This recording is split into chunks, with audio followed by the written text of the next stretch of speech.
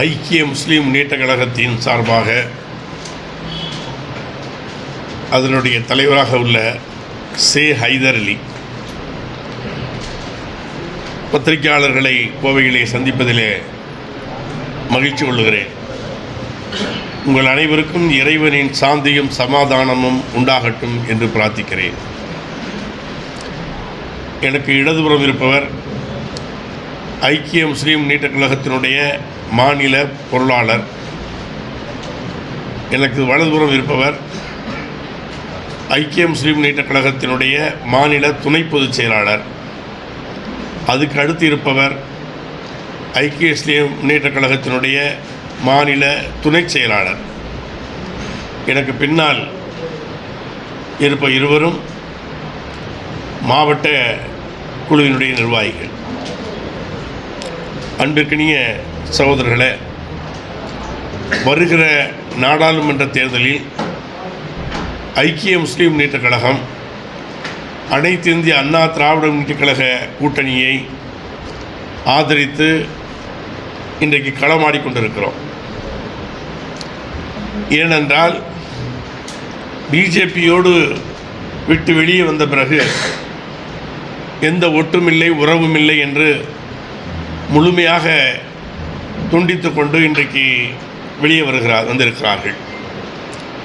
பிஜேபியை பொறுத்தவரை தமிழ்நாட்டில் தங்களை இரண்டாவது பெரு சக்தியாக மாற்ற வேண்டும் என்று அவர்கள் கருதுகிறார்கள். ஆனால் இங்கே தொடர்ந்து திராவிட இயக்கங்கள் தான் ஆட்சி அமைத்து கொண்டிருக்கிறது. இங்கே மக்களிடத்திலே கோலச்சு கொண்டிருக்கிறார்கள். அந்த அடிப்படையிலையும் பிஜேபி என்கிற நாசகார பாசிச அந்த கும்பல் தமிழ்நாட்டிலே வேரூன்றி விடக்கூடாது என்பதற்காக நாங்கள் அனைத்து இந்திய அண்ணா திமுக பிஜேபியோடு வெளியே வந்தவுடனேயே அவர்களை ஆதரித்து அவர்கள் தங்களுடைய பழைய தவறுகளை திருத்தி கொண்டு அம்மையார் ஜெயலலிதா அவர்கள் 1999 அறிவித்தது போல இனிமேல் எங்களுக்கு ஒட்டுமில்லை உறவுமில்லை என்று அறிவித்திருக்கிறார்கள். அதை கூடுமானவரை அவர்கள் கடைபிடித்து வருகிறார்கள். பல்வேறுபட்ட அழுத்தங்கள் அவர்களுக்கு இருந்தாலும் அந்த அழுத்தங்களை மீறி அவர்கள் இன்றைக்கு தனித்தன்மையோடு இன்றைக்கு செயல்பட்டு கொண்டிருக்கிறார்கள். ஆகவே தான் ஐக்கிய முஸ்லீம் முன்னேற்ற கழகம் அனைத்து இந்திய அண்ணா திமுக கூட்டணியை ஆதரிக்கிறது. திராவிட முன்னேற்ற கழக கூட்டணியில் இன்றைக்கு திராவிட முன்னேற்ற கழகம் ஆட்சிக்கு வந்த பிறகு என்னவெல்லாம் சொன்னார்களோ அவைகளுக்கு மாறாக நடந்து கொண்டிருக்கிறார்கள். திராவிட முன்னேற்ற கழகம் ஆட்சிக்கு வருவதற்கு முன்னாலே மின்சார கட்டணம் மாதம் மாதம் மக்களிடத்திலே வசூலிக்கப்படும் என்றார்கள். மாறாக இன்னும் 2 மாதத்துக்கு ஒரு முறை தான் வசூலிக்கிறார்கள். ஆனால் மின்சார கட்டணத்தை இரட்டிப்புக்கு மேல் ஆக்கியிருக்கிறார்கள். அதுபோல் வீட்டு வரியை கூட்டியிருக்கிறார்கள். அந்த வீட்டு வரியை ஏற்றுவதாலே முதலாளிகளுக்கு தானே பிரச்சனை என்று நினைக்கலாம். குடியிருப்பவர்களிடத்தில் தான் அதை வசூலிப்பார்கள். அது ஏழை எளிய மக்களைத்தான் அது பாதிக்கும். அதுபோன்று பால் விலை ஏற்றம், நாங்கள் ஆட்சிக்கு வந்தால் பெட்ரோல் விலையையும் டீசல் விலையையும் மானியம் கொடுப்போம் என்றார்கள். அதேபோல் பல திட்டங்களை அறிவித்தார்கள். ஆனால் எதையும் அவர்கள் செய்யவில்லை.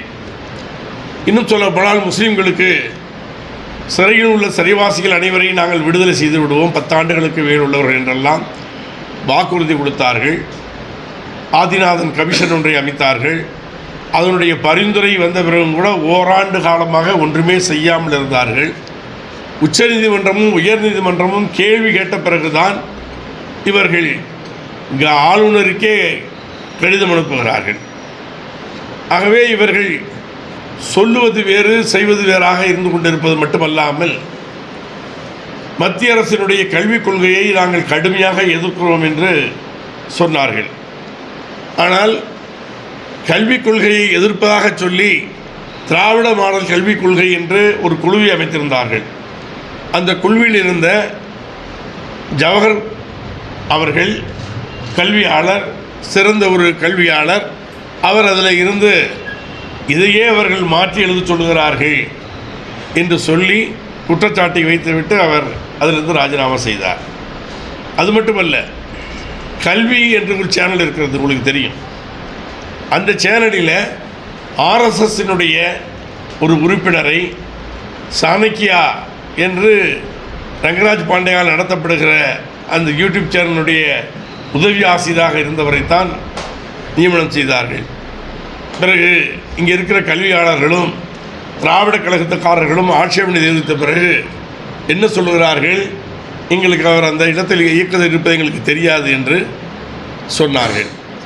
அதேபோல் சேஷாத்திரி நியமித்தார்கள். அவர் அண்ணாவையே விமர்சித்தார். அதற்கு பிறகு அவரை விளக்கினார்கள். ஆகவே ஒரு புறத்திலே இவர்கள் அவர்களை எதிர்க்கிறார்கள், ஆனால் அவருடைய கொள்கையை மிக அமைதியாக கடைபிடிக்கிறார்கள். இங்கே வந்த கல்வி அமைச்சர், மத்திய அமைச்சர் என்ன சொன்னார் என்றால், இந்தியாவிலேயே தேசிய கல்விக் கொள்கையை முறையாக அமல்படுத்துவது தமிழ்நாடு அரசு தான் என்று அவர் சொன்னதை நீங்கள் தான் எங்களுக்கு பத்திரிகையின் மூலமாக சொன்னீர்கள். ஆகவே அப்போ எதை சொல்லுகிறார்களோ அதற்கு நேர்மாறாக குலக்கல்வி திட்டத்தை அவர்கள் கொண்டு வருகிறார் என்று சொல்லி அந்த குலக்கல்வி திட்டத்திற்குரிய அஸ்திவாரங்களை போடுகிறார்கள். இந்த PM3 கல்வி ஒப்பந்தத்திலே கையெழுத்திட்டிருக்கிறார்கள். இப்பொழுது அது இனி தமிழ்நாடு அரசாங்கத்தினுடைய அரசு கல்வி நிலையங்கள் முழுவதுமே அதுபோல் மாற்றப்படும். இந்துத்துவாவினுடைய அந்த கல்விக் கொள்கைகளை இங்கே கடைபிடிக்க ஆரம்பிப்பார்கள். ஆகவே இது திராவிட முன்னேற்ற கழகம் ஆட்சியிலே தக்க வைத்துக் கொள்வதற்காக அவர்கள் அங்கே ஒரு முகமும் இங்கே ஒரு முகமும் காட்டி மக்களை ஏமாற்றுகிறார்கள். ஆகவே தான் ஒரு தவறான இடத்திலே இருந்து அந்த தவறான இடத்திலே இருந்து திரும்பி வந்து நாங்கள் இருந்தது தவறான இடம்தான், அதில் இருந்து விடுபட்டு விட்டோம், இனிமேல் அவர்களுக்கும் எங்களுக்கும் எந்த சம்பந்தமும் இல்லை என்று திருந்தி வந்தவர்களை வரவேற்கிறோம். எவ்வாறு கோவலன் மாதவியை விட்டு வெளியே வந்த பிறகு கண்ணகி எந்த விதமான கேள்வியும் கேட்காமல் அவருக்கு வேண்டிய உதவிகளை செய்வதற்காக மதுரை பயணித்தார்களோ அந்த நிலையில்தான் அதிமுகவை நாங்கள் பார்க்கிறோம்.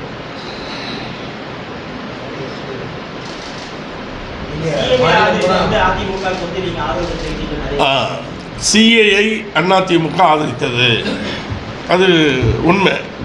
சிஏஐ ஆதரித்தார்கள், தெரியாமல் ஆதரித்து அப்படியெல்லாம் நான் சொல்லலை. அவர்களோடு இருக்கும் பொழுது அவர்கள் எதையெல்லாம் சொன்னார்களோ அவை அத்தனையும் ஆதரித்தார்கள். இன்னொன்று கேட்கிறேன், இந்திய கூட்டணி இருக்கக்கூடிய ஆம் ஆத்மி கட்சி சிஏஐ ஆதரித்து வாக்களித்தது. இந்தியா கூட்டணியில் இருக்கக்கூடிய பால் தாக்கரேயினுடைய சிவசேனை கட்சி சிஏஐ ஆதரித்து ஓட்டு போட்டது. அவர்கள்தான் இந்தியா கூட்டணியில் இருக்கிறார்கள். அப்போ சிஏஐ தான் ஒரு காரணம் என்று சொன்னால் என்ஐஏயை கொண்டு வந்தது யார்? இன்றைக்கி சிஏஏ என்பது தமிழ்நாட்டு மக்களுக்கு ஒரு பாதிப்பு ஏற்படுத்த போவதில்லை. அது வடபுலத்திலே தான், அது பாகிஸ்தான், பங்களாதேஷ், ஆப்கானிஸ்தான் அப்படி இருப்பவர்கள் அங்கே வருகிறது வடபுலத்திலிருந்து வருகிறவர்களுக்கான பாதிப்புகள். ஆனால் இங்கே என்ன நடக்கிறது? என்ஐஏயை கொண்டு வந்தது காங்கிரஸ் ஆட்சி, என்ஐஏக்கு ஆதரவு கொடுத்தது திராவிட முன்னேற்ற கழகம். என்ஐஏ ஆதரவு கொடுத்தது மட்டுமல்ல, அதற்கு பிறகு பிஜேபி வந்த பிறகு சட்ட திருத்தம் செய்கிறார்கள். என்ஐஏ அந்த சட்ட திருத்தத்திற்கு எதிர்ப்பை பதிவு செய்துவிட்டு ஓட்டு போடவில்லை, வெளிநடப்பு செய்தார்கள். அப்போ வெளிநடப்பு செய்வது என்பது தங்களை எதிர்ப்பை காமிட்டுக் கொள்வது, அதே சமயத்தில் எதிர்ப்பாளர்களுடைய எண்ணிக்கையை கூட்டக்கூடாது என்கிற ஒரு விந்தை அது. ஆகவே இன்றைக்கு என்ஐஏயின் மூலமாகத்தான் இன்றைக்கு இஸ்லாமியர்களும் தமிழ் சமுதாயத்தைச் சேர்ந்தவர்களும் பாதிக்கப்பட்டு கொண்டிருக்கிறார்கள். அந்த என்ஐஏயை ஆதரிக்கிறவர்கள், என்ஐஏ ஆதரித்தவர்கள் தான் திமுக.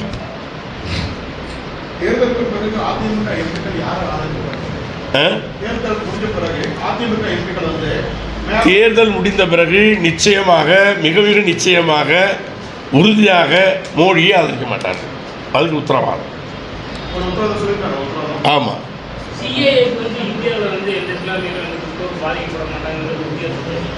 சிஏஏ முஸ்லீம்கள், அதாவது அந்த பிரித்தாளுகிற விதை பாருங்கள், சிஏஏ ஆதரித்தவர்கள் இருக்கிறதுனால இதை நான் சரிப்படுத்தி அப்படி படுத்துவேன்னு நினச்சிக்காதீங்க.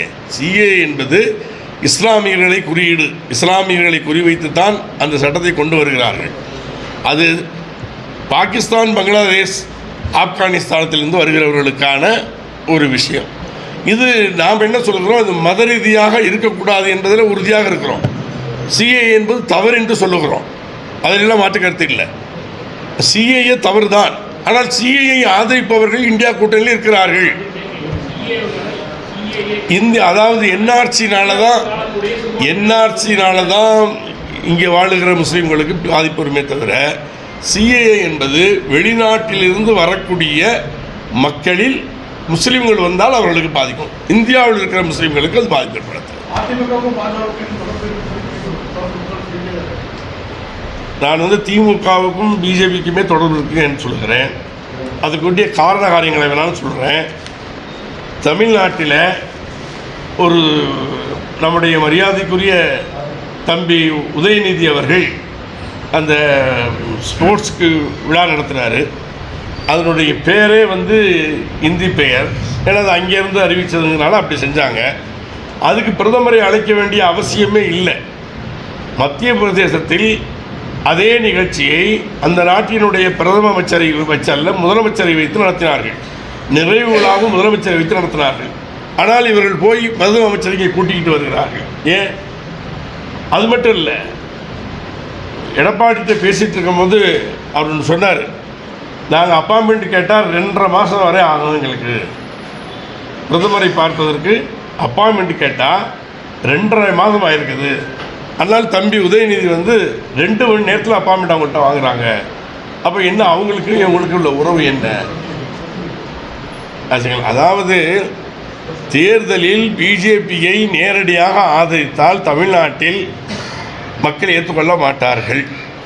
ஆகவே நாங்கள் உங்களை எதிர்க்கிறோம், உங்களை எதிர்ப்பாகத்தான் நாங்கள் செயல்படுவோம் என்கிற உத்தரவாதத்தை கொடுத்துவிட்டு, குறிப்பாக அவர்கள் அதுக்கு பின்னால் நீங்கள் காங்கிரஸுக்கு கம்மியான சீட்டு கொடுக்கணும்னு சொல்லி அதை முயற்சி செய்து, ஆனால் கடைசி நேரத்தில் அந்த சூழ்நிலை மாறிய காரணத்தினால காங்கிரஸுக்கு பழைய சீட்டை கொடுத்து வச்சுக்கிட்டாங்க.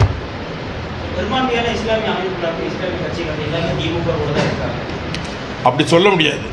இப்போ எஸ்டிபி அனைத்து இந்திய அண்ணா திமுக இருக்கிறது, ஐக்கிய முஸ்லீம் முன்னேற்ற கழகம் அனைத்து இந்திய அண்ணா திமுகவோடு இருக்கிறது, பழனி பாபா பேரவை அனைத்து இந்திய அண்ணா திமுகவோடு இருக்கிறது, மக்கள் ஜனநாயக கட்சி அனைத்து இந்திய அண்ணா திமுகவோடு இருக்கிறது, ஐஎன்எல் அனைத்து இந்திய அண்ணா திமுகவோடு இருக்கிறது. இப்படி பல மஜக மனிதநேய ஜனநாயக கட்சி அதிமுக இருக்கிறது. அதுபோல் ஓய்சி கட்சியினோட இன்றைக்கி அதிமுகவுக்கு ஆதரவு கொடுத்துருக்கிறது. அதனால் முஸ்லீம்களில் அதிகபட்சமான பேர் இங்கேயும் ஆதரவு தந்திருக்கிறார்கள். ஆனால் முஸ்லீம்களுடைய மனநிலை எப்படி என்னால் ஒரு திமுகவுடைய முன்னணியில் அவர்கள் பயணித்து கொண்டிருந்தார்கள். அந்த நிலையை மாற்ற வேண்டும் என்று நாங்கள், ஏன்னா திமுக பார்த்திங்கன்னா இப்போ பாராளுமன்ற தேர்தலில் கூட முஸ்லீம் லீக்குக்கு ஒரு சீட்டு, அவர்கள் செய்த தவறுகளையெல்லாம் ஆதரித்து கொண்டிருக்கக்கூடிய மனிதநேய கட்சி கூட ஒரு சீட்டு கொடுக்கல. அது மட்டும் இல்லை, அவங்க கட்சியில் கூட ஒரு சீட்டு கொடுக்கல. அந்த ஒரு சீட்டோடு முடிச்சுக்கிட்டாங்க. காங்கிரஸும் எந்த சீட்டும் கொடுக்கல. இப்போ சிஏஏ பற்றி காங்கிரஸில் அந்த தேர்தல் அறிக்கையில் ஒன்றுமே சொல்லலைங்கிறத நான் சொல்லலை, ஜவாஹர்லாவே தன்னுடைய அறிக்கையின் மூலமாக சொன்னார். அப்போ இவர்களெல்லாம் முஸ்லீம்களை பொறுத்த மட்டும் அதனுடைய ஒரு பாசாங்கு காட்டுவார்கள். அதுதான் உண்மையான நேசம் என்பது பெரும்பான்மையாகவும் இருக்காது. அதை நாங்கள் வெளிப்படையாக சொல்லுகிறோம்.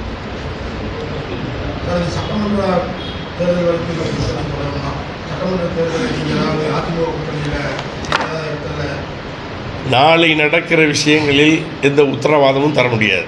அது முதல்ல நீங்கள் புரிஞ்சுக்கணும். இவர்கள் தப்பு செய்தால் கண்டிப்பாக நம்ம அடிமை சாசனம் யாருக்கும் எழுதி வைத்துக்கிட்டு நாங்கள் வரலை. இப்போ திமுகவில் இருக்கக்கூடிய சில கட்சிகள் அடிமை சாசனம் எழுதி வைத்துக்கிட்டு வந்திருக்கிறது மாதிரியெல்லாம் நாங்கள் இல்லை. அந்த நேரத்தில் அந்த கட்சி முஸ்லீம்களுக்கும் மக்களுக்கும் எப்படி இருக்கிறது என்பதை பார்த்து அந்த நேரத்தில் நாங்கள் தெளிவாக ஆதரிப்போம், எதிர்ப்போம். பிரதமராகவா? பாராளுமன்ற தேர்தலில் யார் பிரதமராக வேண்டும் என்பதை விட மோடியும் மோடியினுடைய சகாக்களும் பிரதமராக வரக்கூடாது என்பதில் தெளிவாக இருக்கும். வரவேற்போம், அதில் இருந்து மாற்று கருத்தும் இல்லை. ஆனால் காங்கிரஸுங்கிறது திமுகவினுடைய ஒரு கிளை அமைப்பாகத்தான் தமிழ்நாட்டில் செயல்படுகிறது என்பதை நீங்கள் கவனத்தில் வைத்துக் கொள்ள வேண்டும்.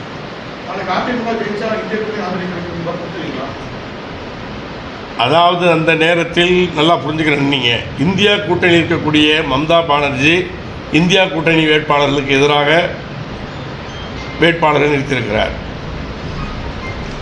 இந்திய கூட்டணியில் இருக்கக்கூடிய இடதுசாரிகள் கேரளாவில் ராகுலையே எதிர்க்கிறார்கள். ஆச்சுங்களா? வெஸ்ட் பெங்காலில் ராகுல் அதாவது காங்கிரஸும் இந்திய கம்யூனிஸ்ட் கட்சியும் கூட்டணி அமைச்சிருக்கு. இப்போ இதெல்லாம் நீங்கள் எப்படி பார்க்குறீங்க? அப்போ நாளைக்கு மம்தா பானர்ஜி கூட பிரதம வேட்பாளராக நிறுத்தப்படலாம். அப்போ அந்த நேரத்தில் நாம் என்னென்னு பார்ப்போம். அப்போ அதாவதுங்க பாசிஸ்டுகளை தவிர வேறு யார் வந்தாலும் ஆதரிக்கணும், அதை ஆதரிக்க வேண்டும் என்று நாங்கள் அதாவது அனைத்து இந்திய அண்ணா திமுக சொல்லியிருக்கிறோம். அவர் உத்தரவாதம் கொடுத்துருக்கார். மோடியையும் அவர்கள் சார்ந்திருக்கிற அமைப்பை சார்ந்தவர்களை நாங்கள் ஆதரிக்க மாட்டோம் அப்படின்னு உத்தரவாதம் கொடுத்துருக்காரு.